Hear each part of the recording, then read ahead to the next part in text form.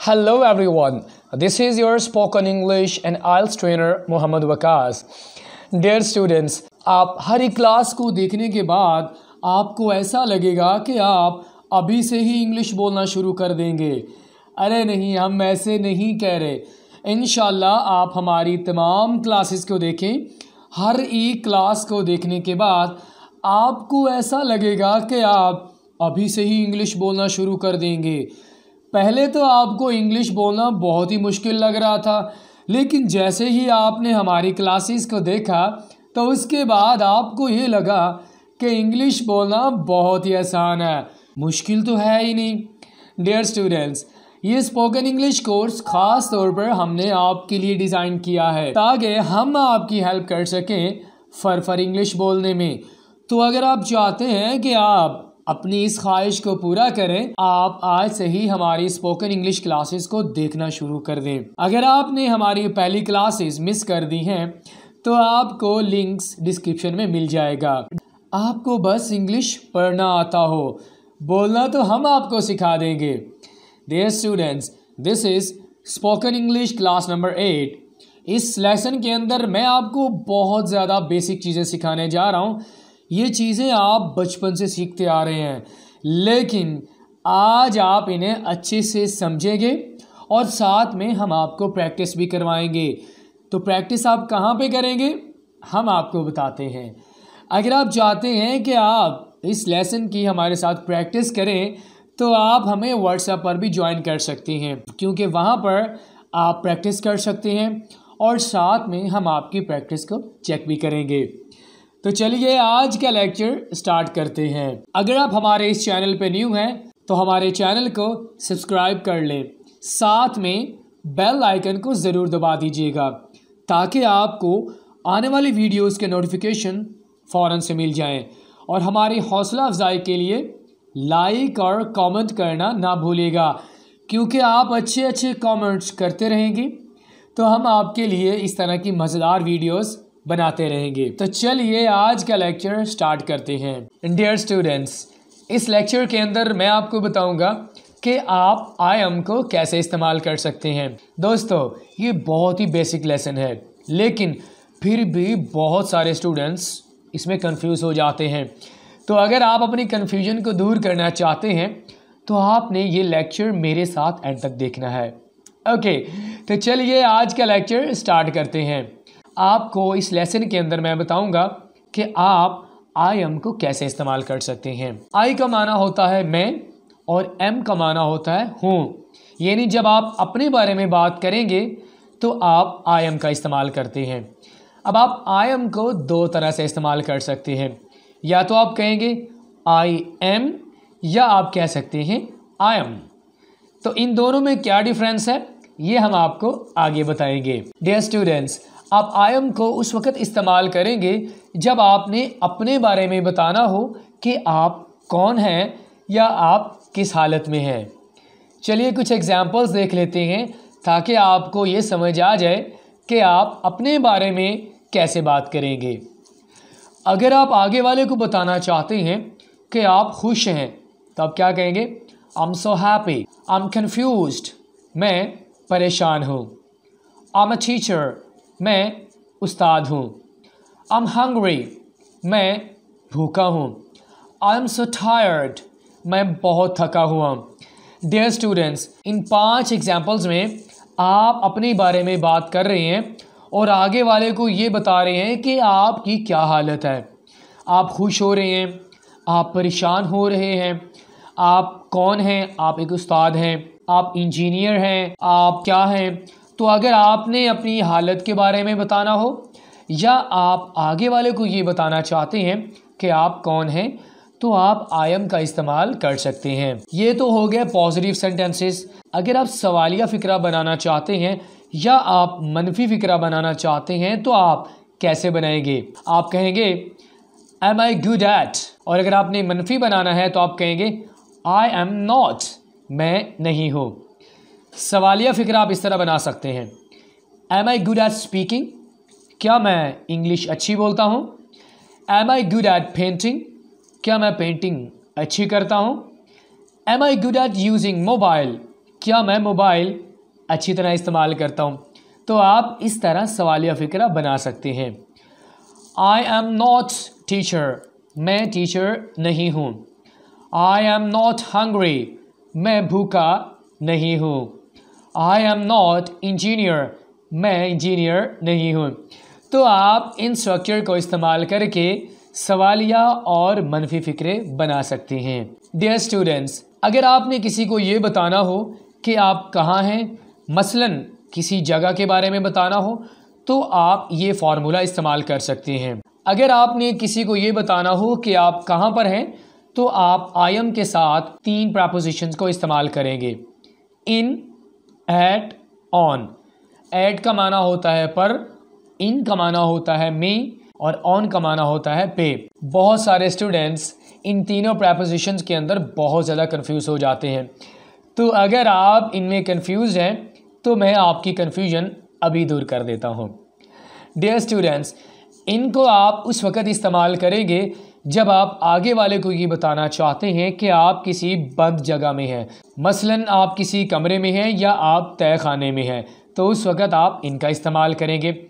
अगर आप किसी को बताना चाहते हैं कि आप किसी ख़ास जगह पर हैं, मसलन आप किसी दुकान पे हैं या आप किसी स्टोर पे हैं, तो आप एट का इस्तेमाल करेंगे। ऑन का इस्तेमाल आप उस सिचुएशन में करेंगे जब आप आगे वाले को ये बताना चाहते हैं कि आप किसी चीज़ के ऊपर हैं, मसलन आप किसी छत पे हैं या आप किसी टेबल पे हैं। तो आई होप कि आपको इन तीनों का इस्तेमाल अच्छे से समझ आ गया होगा। अगर आप मज़ीद अच्छे से समझना चाहते हैं तो आप इनके सेंटेंसेस बनाकर हमें व्हाट्सएप पे सेंड कीजिए। अब ज़रा इनकी कुछ एग्जांपल्स को देख लेते हैं। I am in the room, मैं कमरे में हूँ। I am on the roof, मैं छत पर हूँ। I am at the shop, मैं दुकान पर हूँ। I am in the car, मैं कार में हूँ। I am at the airport, मैं एयरपोर्ट पे हूँ। दोस्तों, यहाँ पर एक इम्पॉर्टेंट चीज़ मैं आपको बताना चाहूँगा कि ऑन का माना सिर्फ पे नहीं होता बल्कि पर भी हो सकता है।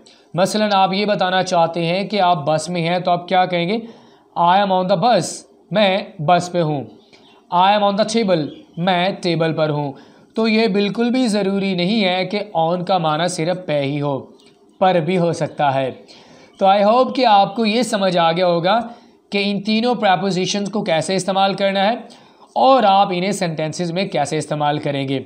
अगर आप इन्हें अच्छे से समझना चाहते हैं तो आप इनके सेंटेंसेस बनाकर हमें कमेंट्स में सेंड कर सकते हैं या आप हमें व्हाट्सएप पर भी सेंड कर सकते हैं। हम आपके सेंटेंसेस को चेक भी करेंगे। आई एम गुड एट, मैं अच्छा हूँ। अपनी ख़ास महारत को बताने के लिए कि आप किस काम या सरगर्मी में माहिर हैं, तो आप ये फार्मूला इस्तेमाल कर सकते हैं। डियर स्टूडेंट्स, हर इंसान की अपनी अपनी महारत होती है। हर किसी की महारत दूसरे बंदे से मुख्तलिफ होती है। अगर आप मुझसे पूछें तो मैं कहूँगा कि मेरी महारत ये है कि मैं इंग्लिश अच्छी बोलता हूँ। अगर मैं आपसे पूछूं तो आप कहेंगे कि आई एम गुड एट पेंटिंग, आप पेंटिंग में अच्छे हैं। किसी तरह की भी महारत को बताने के लिए तो आप ये वाला फार्मूला इस्तेमाल कर सकते हैं। आप ज़रा कुछ एग्जांपल्स को देख लें ताकि आपको अच्छे से समझ आ जाए कि आप अपनी महारत को बताने के लिए किस तरह आई एम गुड एट को इस्तेमाल कर सकते हैं। आई एम गुड एट पेंटिंग, मैं अच्छा मुसव्विर हूँ। आई am good at speaking English, मैं इंग्लिश अच्छी बोलता हूँ। आई एम गुड एट स्विमिंग, मैं तैराकी अच्छी करता हूँ। आई am good eight playing football, मैं फ़ुटबॉल अच्छा खेलता हूँ।